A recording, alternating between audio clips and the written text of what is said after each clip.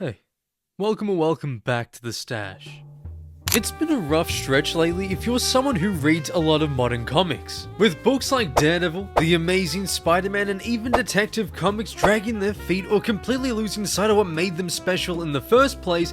It's honestly started to wear me down. Week after week, it feels like I'm reading more out of habit than passion, just hoping maybe this time something will remind me why I fell in love with this world of characters in the first place, and finally that reminder came. The Ann Waters Nightwing series has been a breath of fresh air from the very start, and with the latest issue, it continues to deliver exactly what I've been missing. A comic that respects its hero, a story that actually feels like it belongs to the character, and a creative team that clearly understands what makes Nightwing one of the most beloved characters in the DC universe. So join us today as we go over Nightwing issue 122, on with the show part 4.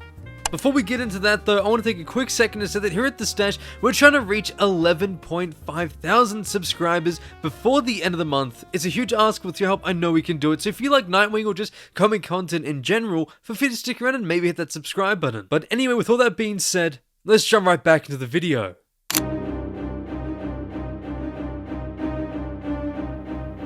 So our story begins in Bloodhaven, a city that now burns more and more with each passing day. But on paper, away from morality and the book, the Helios crew are doing their job to perfection. However, the guardian of this city is anything but happy. The commissioner states that Nightwing assaulted an officer, as well as aided the Teddy's gang with an escape. Dick owns up to it all. The officer's gonna kill all the young boys there if not for him. And Nightwing shows his raw anger for what he witnessed. Then, he throws out a name, the real person behind the attacks on Bloodhaven. Olivia Pierce, the CEO of Sephiric Solutions, the company armoring the corrupt police force. Nightwing assures them he knows who she really is. It was a long time ago, back when the original dynamic duo were on the scene. Batman and Robin stand before the Circuit de Sin. The air is thick, the ground is filled with corpses, but that doesn't faze the Dark Knight. Batman inspects one of the bodies and finds his wallet is still there, which poses the question, why lure the rich and wealthy out to a circus show and slaughter them, if not to rob them? And so, with that sense of mystery hanging over their heads, the dynamic duo continue their mission. Inside, Robin quickly realizes something is wrong, and that's when he's grappled from behind. He tries to strike at her, but she leaps out of the way. Naturally, Robin goes after her while Batman has some things he needs to take care of. The girl is named Columbina. She almost has a sense of admiration for the boy Wonder, for how much of a natural he is at circus life. In fact, as Robin continues chasing after her throughout all the obstacles, she slowly tries to convince him to join her at the Circuit de Sin. She knows they'll take him, they told her so. Robin, however, stands firm, declining the offer, but Olivia tells him it's true. Then she says to look up. Dick's eyes widen completely. His face drops. For most people can't see the Zanny, even if he wants them to. But the boy Wonder is truly someone special. Mere moments later, Batman finds Robin staring into the abyss. He immediately comforts his son, letting him know he's safe. And then he reveals that he's taking care of the rest of the gang. All but one are arrested. That one being Olivia Pierce. We go back to the present. Nightwing continues by saying they never found a trace of her, until now. But unfortunately for him, he still has no evidence, nothing that would stick at least. Yet there is something he might have, however, it has the potential to compromise certain identities.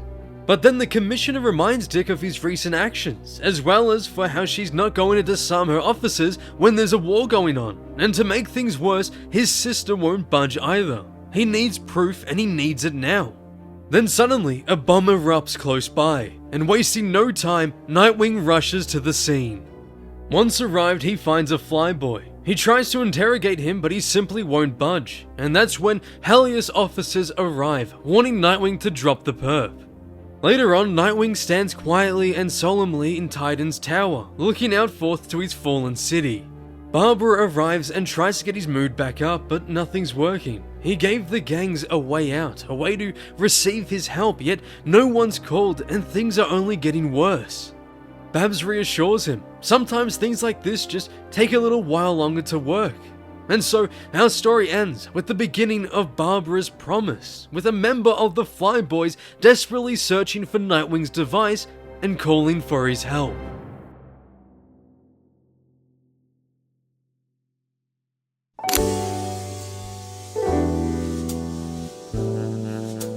Like I said before, as someone who's been reading some of the most frustrating ongoing series lately, like Daredevil, The Amazing Spider-Man, Detective Comics and all that, my god, did I need this issue. Week after week, it's felt like I'm throwing my money at stories that either don't respect the characters, drag out every plotline to exhaustion, or just completely miss the point of what made these heroes special to begin with. It's disheartening. It makes you start to lower your expectations to just hope for something decent instead of something great.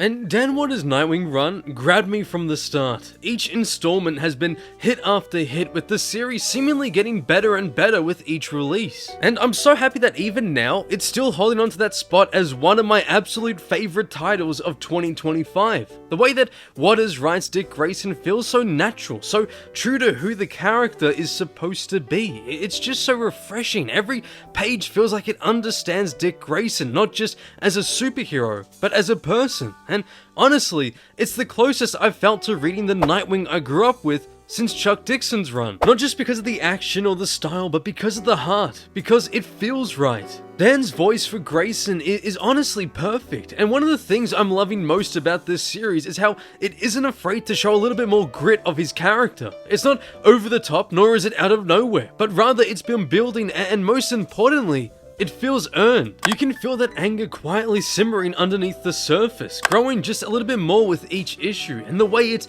evolves so naturally makes Dick feel even more real and human. It's a reminder that for all his optimism and light, Dick Grayson is still someone who's endured a lot. He's still someone that's capable of breaking if pushed too far, and seeing that slow, believable shift adds such an interesting new layer to his character.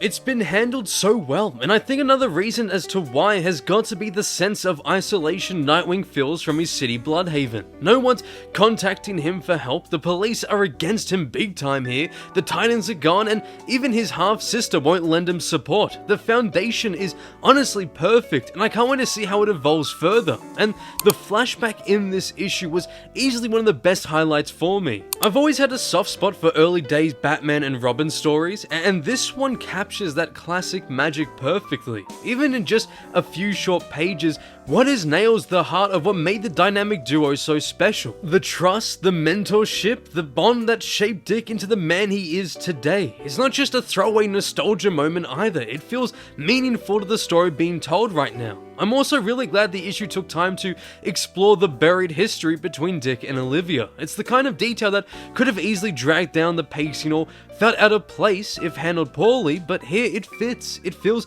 natural, like a piece puzzle sliding exactly where it belongs. And honestly, that's a real testament to how strong Dan Watter's pacing has been throughout this run. It properly feels like every scene has purpose, that every moment feels like it's building towards something meaningful. It's simply smart, confident storytelling, and it's so refreshing to see. But I have got to take a minute to talk about the artwork, because Dexter Soy absolutely nails it in this issue. From the very first page, you can feel how much life and energy he brings to the book. Nightwing looks phenomenal. He's clearly strong and agile, but still clearly Dick Grayson. In fact, I think his design and style is vastly becoming one of my favorites for the Boy Wonder. There's a grace to the way that he draws him, a real understanding of how Nightwing moves and how he carries himself. Every flip, every dodge, every punch feels so fluid and effortless, like you're watching it play out in real time.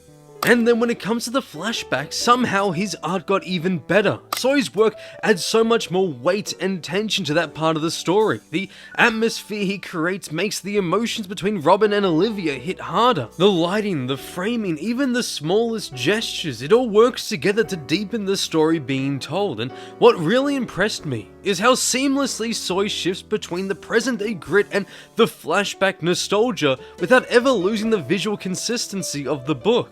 In fact, everything about Dexter Soy's work here feels deliberate, polished, and deeply connected to the heart of the story. It's second to none and easily some of the best artwork I've seen from any ongoing series right now. But if there's one thing I would want to see improved though, it would definitely be the way Barbara is portrayed here. As much as I'm loving this run, I can't help but feel that Barbara's role in the story so far has been a little underwhelming. She doesn't really come across as a full character in her own right, instead just more or less like a prop. More like someone who's just there to move the story along or to give Nightwing someone to bounce off of, rather than being a meaningful part of the narrative herself. It's not a deal breaker by any means, just more so a suggestion of what I believe would really benefit the series moving forward. Maybe just an extra page or two here and there to flesh her out a bit more, to remind us why Barbara Gordon matters so much in Dick's life, as well as to properly show off their romance and their dynamic, because it's one of the best in comics when done how it should be. There's so much history and depth between them, and I'd love to see this run tap into that a bit more. It wouldn't take much, like I said, just a little bit more care and attention, and I think that it would make the emotional beats of the story land even harder. At the end of the day though, this issue was exactly what I needed. After months of feeling let down by some of the biggest names in comics, and after watching characters I love get stretched thin, miswritten or forgotten, this Nightwing run reminded me why I fell in love with these stories in the first place. It reminded me that there are still creators out there who care, who understand these characters down to their core, and who can deliver stories that feel genuine. Dan Watter's voice for Dick Grayson has been pitch perfect from the very start, and this issue continues that streak without missing a single beat. The slow evolution of Nightwing's grit, the way that his anger has been allowed to build up naturally over time, gives his character a depth that feels earned and not forced. Add in the incredible flashback sequence that captures the true spirit of Batman and Robin's early days, as well as display to us the true history of Dick Grayson and Olivia Pierce, means you have an issue that respects the past while still pushing the characters forward. Dexter Soy's art elevates everything even further. The way he captures movement, the emotional tension of the flashback, and the effortless energy of Nightwing's world, it's honestly some of the best visual storytelling I've seen in an ongoing comic in a very long time.